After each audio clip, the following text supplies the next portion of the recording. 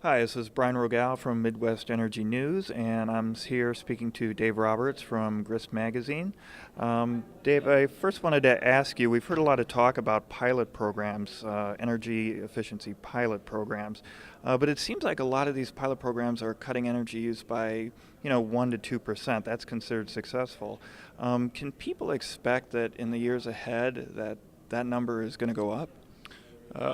I believe so. What you see is a lot of different pilot programs taking different approaches, getting that 1, 2, 3, sometimes 4 or 5% drop, depending on, particularly in peak hours, the drops are much larger. What I think you'll see in the coming decade is a lot more knowledge sharing and a lot more sharing of best practices and a lot more standardizing of measurement and evaluation, such that utilities will have kind of an off-the-shelf set of options, and they can start combining these programs and to maximize their impact. And I also think there are several trends, even outside these programs, that are going to lead to greater uptake. Rates are rising, electrical rates are rising, more or less regardless what anybody does, and I think that's going to increase interest in these sort of things.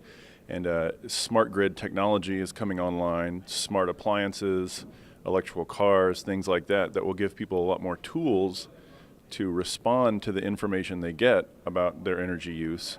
So I think a lot of trends are moving in the right way. And yes, I'm hopeful that eventually these programs are going to get up in the 10% range, maybe up to 15% once you combine all the pieces. And is there anything that the next Congress can do to kind of push this along to help? Because a lot of people are worried that the next Congress isn't going to be very responsive toward, clean energy programs. Well, can they or will they? Those are two different questions. I mean, obviously there's tons they could do. I mean, where I would like Congress to start is to get back into the sticky topic of utility regulation reform, because a lot of utilities are structured in such a way that they make their money by selling the most energy they can, which gives them a built-in disincentive for launching programs like this. Especially down in the southeast, you see that there's very few of these programs running. So Congress could do that. Congress, more than anything, needs to appropriate money for these kind of things, which I don't think it's going to do. So if you're asking me my prediction, I would say the best we can hope for the next Congress is to keep its hands off these things while they prove themselves out. That's about the best we could hope for, I think. Do you think clean energy advocates are going to be playing defense for the next 2 years?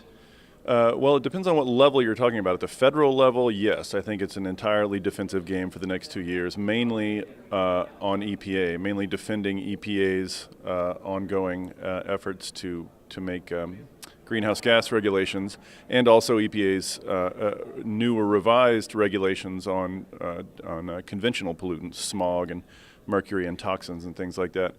So I think at the federal level, it's all defense of EPA. There's lots of interesting stuff happening at the state level. There were a lot of governorships that switched over into Republican hands this year, and already those governors are starting to shut down some programs. But there are a lot of states where very interesting things are happening, and I think the movement among people who care about climate and energy would do well to start paying more attention to those state programs and start trying to link them up and make them greater than the sum of their parts, so that there's a kind of de facto national policy available once federal politics swing the other way.